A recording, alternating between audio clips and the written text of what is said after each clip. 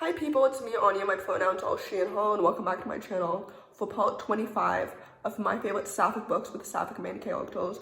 For those who don't know, sapphic is an umbrella term for woman-loving women, which includes non-binary people. So without any further ado, the first book on this list is called Lovely, Dark, and Deep. This story is a YA urban fantasy dark academia following a Filipina main character who is navigating loneliness, magic, and the power of found family. This story is absolutely so excellent and it's so good.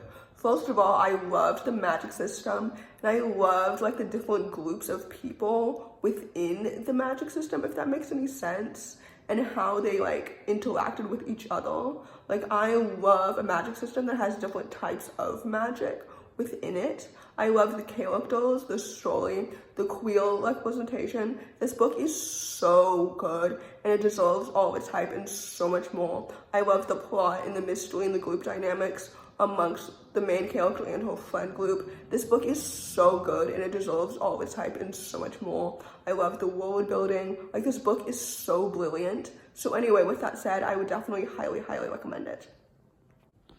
The next book on this list is called Renegade Girls. This story is a YA historical fiction graphic novel following two sapphic main characters who are both journalists, I believe, and I also think the story is set in like the 1880s or something like that. First of all, the illustrations in this book are so good and so vivid and so vibrant, and I apologize if you can hear outside noises, ignore that. But anyway, I loved the characters and the sapphic romance and the setting and the plot and like the queer found family. I love reading historical fiction where queerness just feels so normalized, even amongst a backdrop of homophobia, if that makes any sense. But anyway, I also really enjoyed the journalism stories.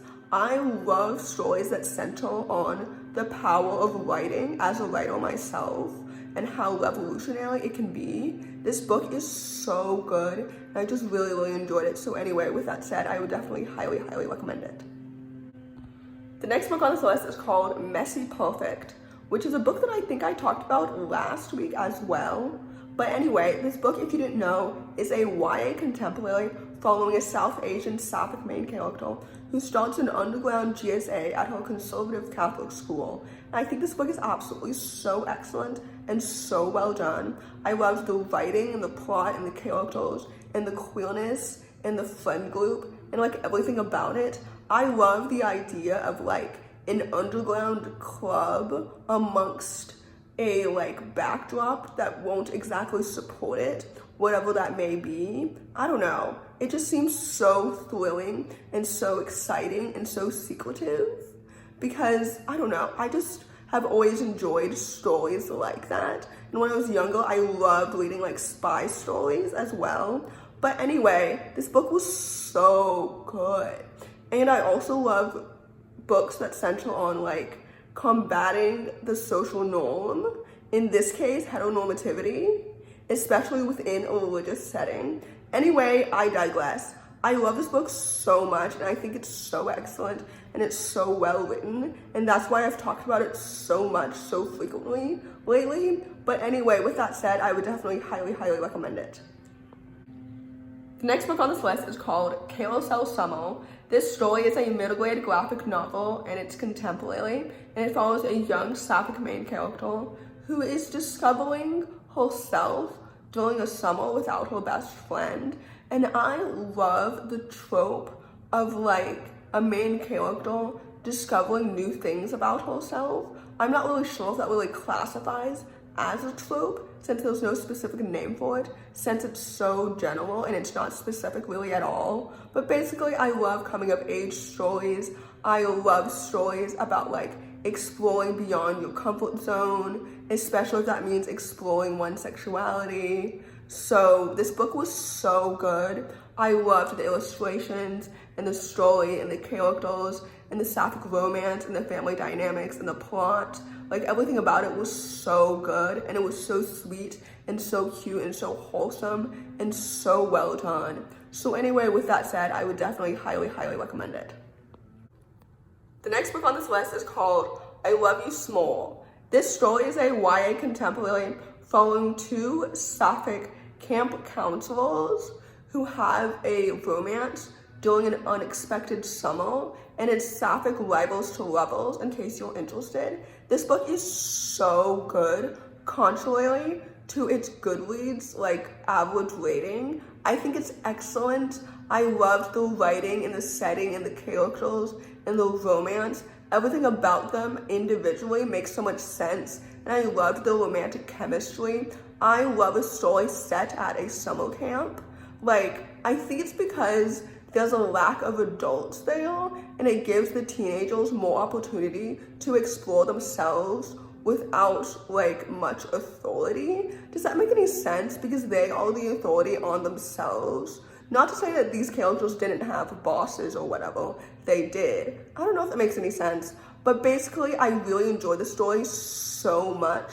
Maybe it's the summer setting and not necessarily the camp setting that I really enjoy, because it's I don't know, summer symbolizes freedom and less structure or whatever. Anyway, I really enjoyed this book, and I thought it was so well done. So with that said, I would definitely highly recommend it. The next book on this list is called If We Were a Movie. This story is a YA contemporary following a young black sapphic main character who's very academically driven, and her resume is missing one thing: a job. And this book is so good. Basically, she starts to work at a movie theater, which I think is so interesting. And I loved the setting of her job and her coworkers and everything. The sapphic romance was so cute, and it was so well developed and so well paced. I loved the writing and the plot and the family dynamics. Her relationship with her mom was so well done, and her character motivations and emotions made so much sense. And I just really enjoyed this book so much. It is so wholesome and emotional and deep and good and adorable. It's excellent in every single way. This is a book that will stick with you for the rest of the summer and beyond. It's so good. And anyway, I just really enjoyed it. So with that said, I would definitely highly recommend it. The penultimate book on this list is called Summer Girls. This book is a YA contemporary following two bisexual main characters from opposing worlds who reunite after several years apart. This book is absolutely so fantastic, and it's so good. I know I just talked about it quite recently, so my review might seem redundant, but basically, if you're new here, this book is excellent and it's brilliant and it's so well written, and I love the pacing and the story and the setting, and the main characters are individually so well developed, and their emotions and motivations as to why they don't like each other initially makes so much sense, and the romantic chemistry later also makes so much sense, and I ship them together so much because they're so cute and so adorable. But anyway, this book was so good, and I just really enjoyed every single element of it. So anyway, with that said, I would definitely highly recommend it. The last book on this list, and certainly not the least, is called One of the Boys. This story is a YA contemporary following a transgender lesbian on an all-boys high school football team. This book is absolutely so fantastic, and it's so good. When it comes to transgender YA books, there seems to be a lack of sapphic trans stories and just books in general about trans women. And this book was so good, and it was so awesome. I loved the queer representation. I loved the characters, the sapphic romance, the plot, the group, team. Like I said earlier, I love books that center on teams and groups and clubs, because I love that kind of found family.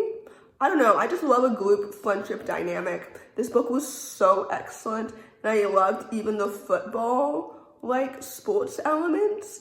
I mentioned in a previous video that combat sports are not really my thing, but I enjoy reading about them sometimes. Anyway, this book is excellent.